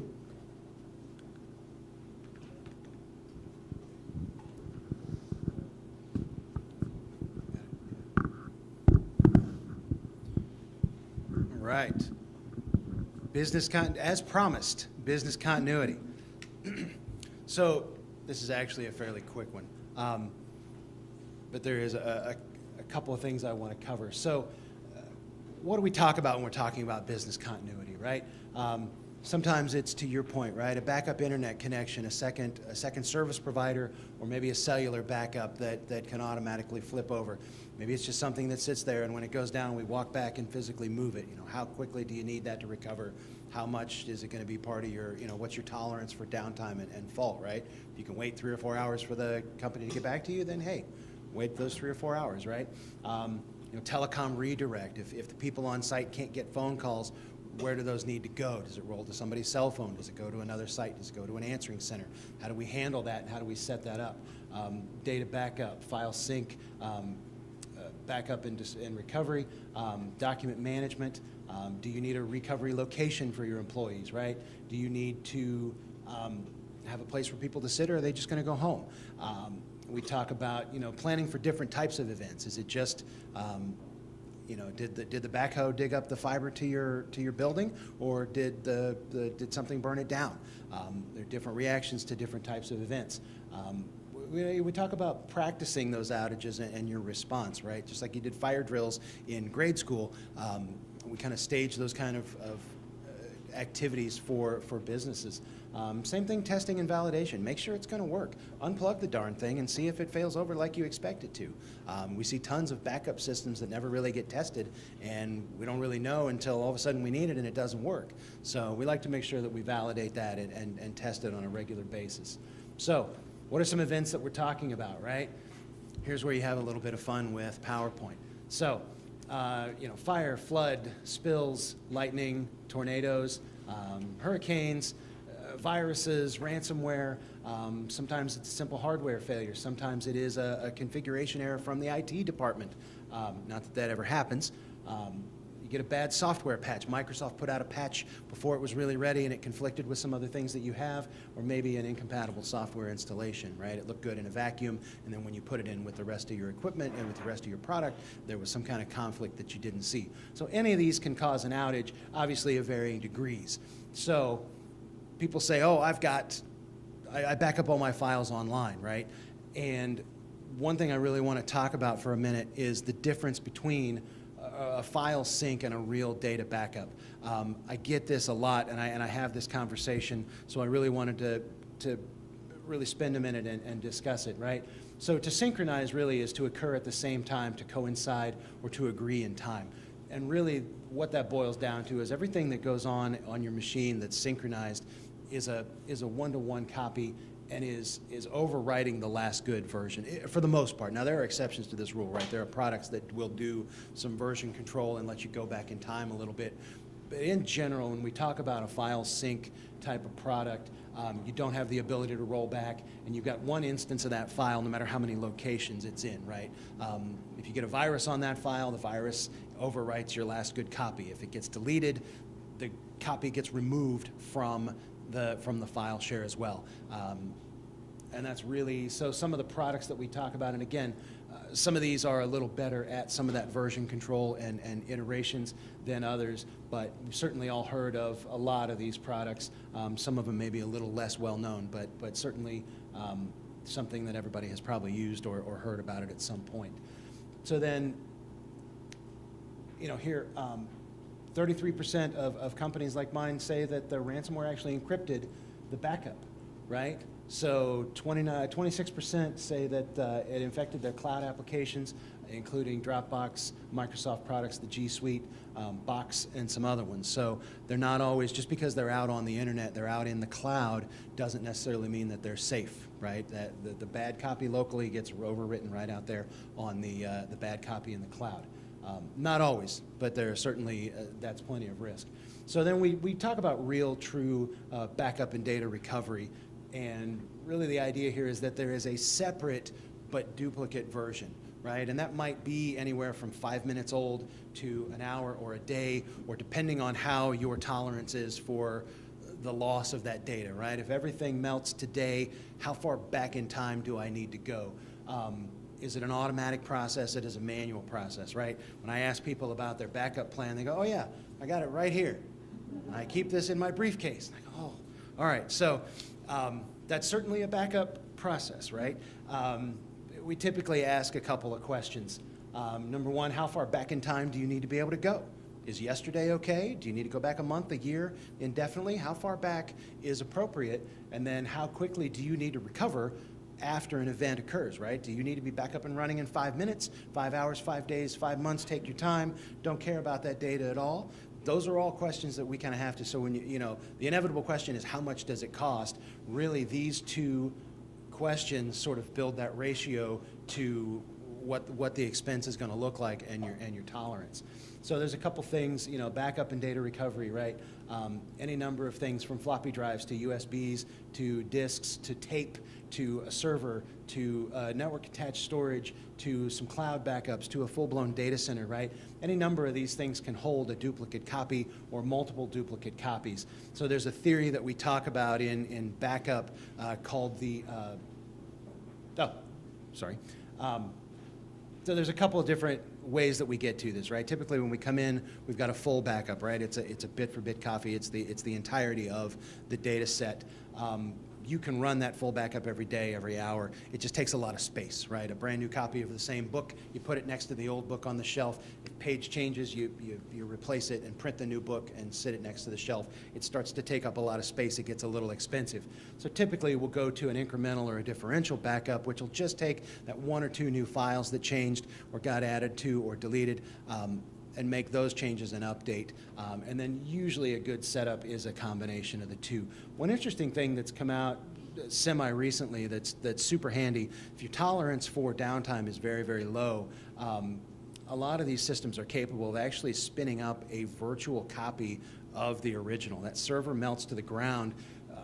There's an appliance or something out in the cloud that we can actually spin up a new copy of that and can be accessible in minutes and back up and running while we rebuild the original device or make a plan, right? You're not in a panic, run out and spend too much on a server because you got to go buy it retail.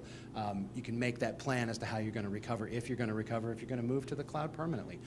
So those kind of things give you a little bit of planning time and get you back up and running if it's critical for your organization to be back up. So this is what I was mentioning earlier. So we talk about the 3-2-1 rule, right? You got 3 copies of your data, 2 of them are on different media, and 1 of them is off-site.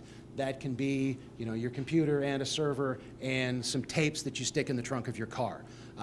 That can be something that goes off to the data center, right? That can be the USB that you put in your pocket. Whatever that off-site copy is, at least it's not, if there's a fire, a flood, something theft in your main site, at least you have a copy somewhere else that isn't, keep it at your brother's house, it doesn't matter.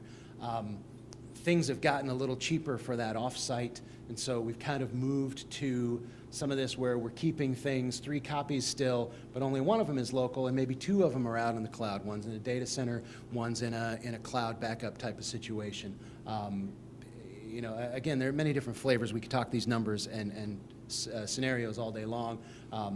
People sometimes like to see their data, right? So you've got the original, you've got a backup copy in the office there. If you don't have a really fantastic internet connection, I can't think of one in particular, but if you don't have a really great internet connection, maybe you want something local, right? If your internet goes down, you want to be able to get to your files and then let those back up to 1 or more locations out in the cloud. So these are all just sort of a way that you can kind of get it in your head and see a picture of how we would draw that out. And of course, every business is different, and every situation is going to have some different tolerances for downtime and recovery. So again, from the FBI website, right, we talk again, enable strong passwords, 2-factor authentication, apply your software, and maintain a good backup strategy. And a good backup strategy really is more leaning toward data backup than it is just a simple file sync and share. So same slide again, I just wanted to kind of revisit after that conversation, right? Redundant internet connections, redirect, data backup versus just a simple file sync, recovery locations, and really the key piece is testing and validation. Can you prove that we can spin up that backup? Do we test that? Do we test any of those scenarios and make sure that we're really able to recover like we think we can? When I was working in my corporate career, we used to get to play the what if game, right? So the executive board would schedule a meeting and they'd say, Sam, we want to know what happens if this goes down. I said, okay, well, we do this. And the game was really just to finally get me to say, then I guess it's down, right? And the final scenario ends up with the CEO on a helicopter and the board in a bunker and all these telephone calls that have to route through 15 different hops. And finally I go, I give up. You can't get the phone call, right? So we kind of try to play that game with our clients to make sure that everybody is comfortable with how far down that path we're going to walk and what stops we're going to take and where we really stop wanting to spend money to recover in that particular situation, right? So that's really it for me for business continuity. Any questions? Lots of questions. All right, sir. Is there any local cloud backup service in Northeastern Ohio versus West Coast? So there are a handful of data centers in Northeast Ohio. You guys probably use a lot more of them than we do. So they'll lease space. You can buy virtual servers, virtual machines, stuff like that. There are a handful that are here. Typically, we like to talk about part of the strategy is the geodiversity, right? If there's a blizzard here in Northeast Ohio, we like to have a backup in Dallas, right? Or somewhere that's not under the same blizzard, right? The same hurricane that takes out a data center in North Carolina doesn't impact the one in Chicago. So we like to make sure that whatever copy we have in whatever part of the world, we've got something that is at least far enough away that probably isn't going to be impacted by the same incident. Well, the Great Lakes area is rated as one of the least places for disasters. Absolutely, yeah. They talk about a little bit of snow, blizzard, something like that, that one's going to take them out because they have backups. So Right. Catastrophe management is located here in Northeast Ohio, Louisiana. Mm-hmm. Yep. Yeah. Sir? One option, because the hardware is so inexpensive, is having a hot backup server in-house. Sure. Just sits there as a mirror. That's very popular with some of our clients. Mm-hmm. That's Yeah. low cost. It is. Yeah, hard drives and like I say, either the appliance-based, that's specifically for that purpose, or a full server that's sitting there. We tend to shy away from buying a server and just sitting on the shelf in the warehouse ready, because of course, by the time you actually need to use that, it might have been outdated and you can get the same thing for less money or get something better. But having it in the network and up and running and using it, sure, is always a great option. When you do a cloud backup, is it typically only at one server farm, or is there one on the East Coast and one on the West Coast? typically they're going to be a complete mirror image of each other. Wherever it updates, it'll typically hit 2 or more depending on the level of backup that you know, what do you want to spend, right? But typically that geodiversity is at least 2 in separate places. They tend to stay away from the coast, although there's plenty in, you know, in Delaware, New York, and Los Angeles, and San Francisco, of course. But you typically see them sort of creeping into places like Northeast Ohio where we don't have a lot of incidents anyway. And by law, do the services have to disclose if it will be in an American server farm or in a foreign country? I don't know that legally they have to. Typically, they're pretty upfront about that information. You can usually figure out where your data is going to be, or they'll at least give you a list of the handful potential, because they might be rolling those around and doing maintenance. So a lot of the big organizations, the big companies that I've worked for, you know, you might not always have the copy of the data, but you're one of a couple that might get sort of floated around. Yeah. Just to add to that, GDPR in Europe, Okay. but if the European Union, a lot of US companies are not the same standard. Right. Heard lots of small businesses that have great backup systems that work fantastic until they go to the store. And you know, something's happened, the backups aren't there. Do you have sort of a high level sort of routine maintenance? You kind of like checking the battery in your cell phone, you know, to make sure your backups are actually the backup.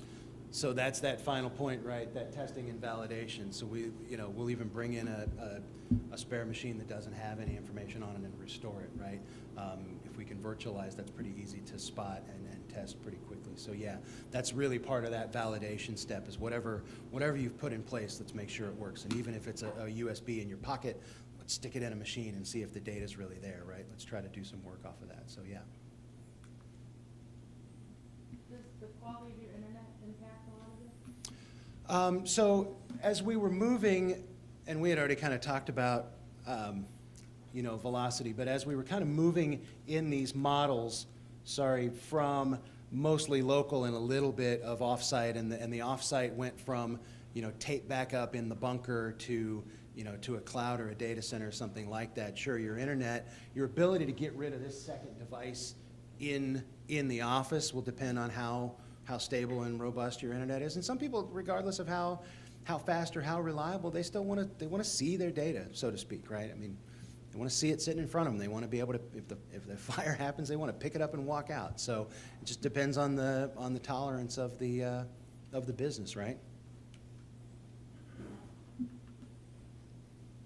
Cool. All right. I think we got one more, right? One last topic. I know it's getting late, so I'll try to keep it quick.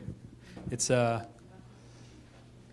very, very interesting topic. So far, we've been talking about information. You know, the internet was created, the cloud was there, you have applications, you do transactions. You know, it's all about information exchange electronically. There's what some little bit of clever cryptography and data structure has done is allow us to do something that has not been possible before, which is where internet was able to do digital exchange of information. Blockchain will enable the exchange of value, which is a pretty bold statement. Has anybody heard of the blockchain?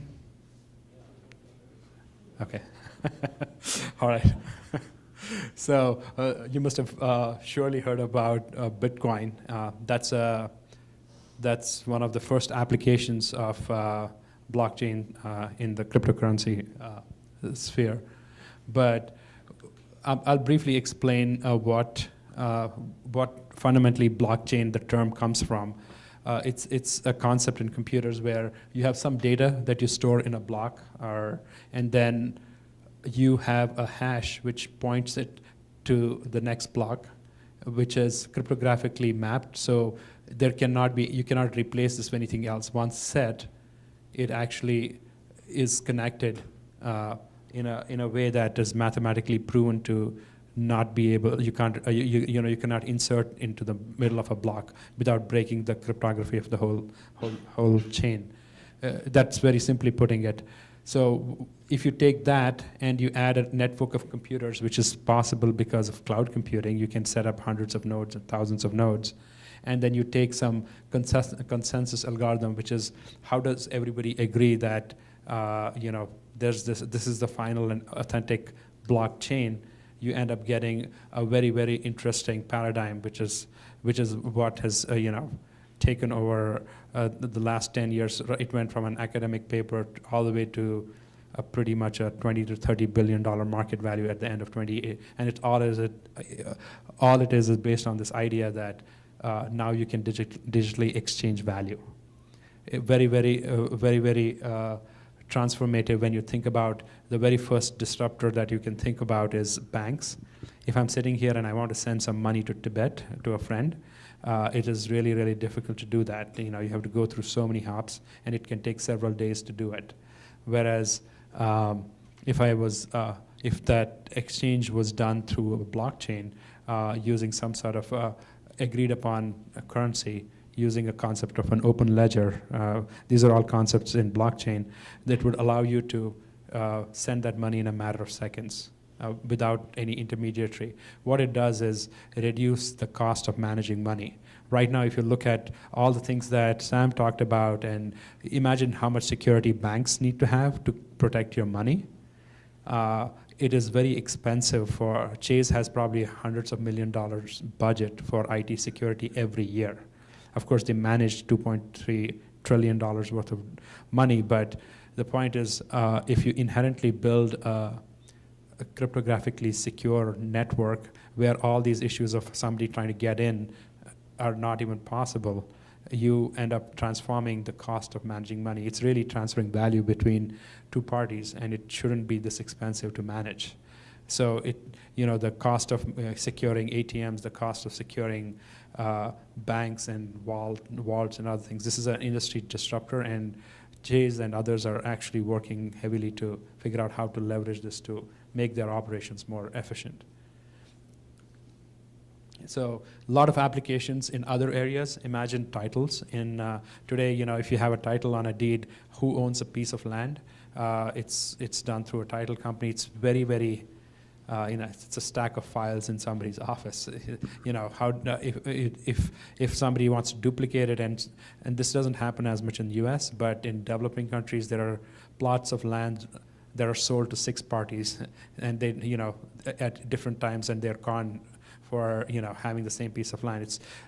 It is a lot of transparency there. There's governments that can use this for a lot of things, from paying taxes to other things. There's a lot of areas where blockchain can really make a huge difference in terms of bringing in efficiencies. It's a matter of when I believe the technology is there. It's now we as humans being able to adopt it, really. So. In healthcare, one of the challenges is we as, in US being the largest healthcare consumers, we don't have access or control over our own health records. It's very difficult to get all of this from all the different, labs and doctors and hospitals. With blockchain, you can actually create a cryptographically secure record, which you are the owner of. And there are some ideas and projects around this, which would allow you to take ownership of all your medical data, and you can choose to share it securely with any doctor that you want to go to, and you don't have to go through the repetition of taking the same test over just because you went from Cleveland Clinic to Metro Health or something else. It brings in a lot of efficiencies like that, and it also brings, it gives you more visibility over your own health. Same thing, but we looked at, we talked about banking, real estate. There are smart contracts that you can implement. Usually when you have a business-to-business dealing, right now you have legal contracts written where you can say, when I finish this, you will pay me X, but it's up to the humans to execute that. You can actually automate that. The moment you deliver something, the smart contract can trigger the condition has been met, and the money can automatically be transferred, or whatever asset has to be transferred can be transferred automatically. So there's a lot of creative applications in the field of law And what I'm going to do is I'm going to jump into a very interesting application in supply chain. Walmart actually sat down a lot of its executives in a room and put a small box, this is not the exact one, but a box of mangoes, cut mangoes on the table, and asked everybody to figure out where all the pieces came from. And after struggling and going through multiple systems over a course of 3-4 days, they figured out where everything came from. Now they said if there was if there was an issue with food safety, it would have taken them 3 or 4 days to figure out whether this batch would have even was affected. What they effectively do is if they have a food safety recall, they just throw everything out irrespective of where it came from. And that is not very efficient, and it's a waste of resources because if this was from Mexico and the food recall was for something from India, there's no point of throwing this away. So what a blockchain does is it allows you to create a transparent track on a certificate of where the mango was grown, where was it processed, who created the packaging.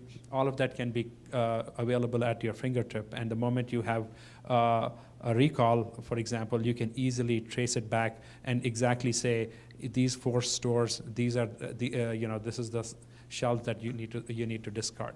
And this is just one example. That amount of traceability can help with many, many other things where, concerns about when something is said to be organic or something is said to be, you're not using child labor for certain products. If you have that traceability on your supply chain to the level that blockchain can provide, it creates a whole transformative way of doing business. So. A lot of cool applications in this area, and it's just getting started.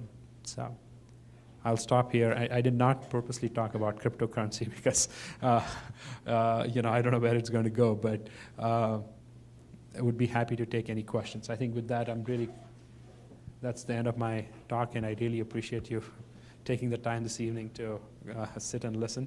I hope it was useful, and I'm still open to taking questions. Yes.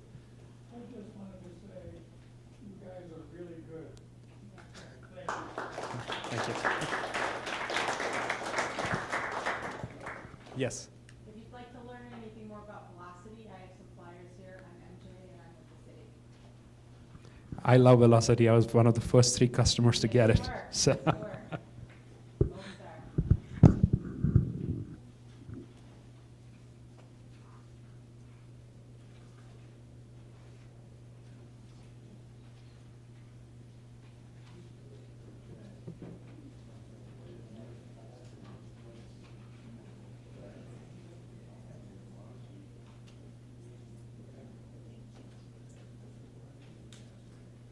All right, well, thank you everybody for coming. If you could fill out your survey and then you can hand it in at the table in the back.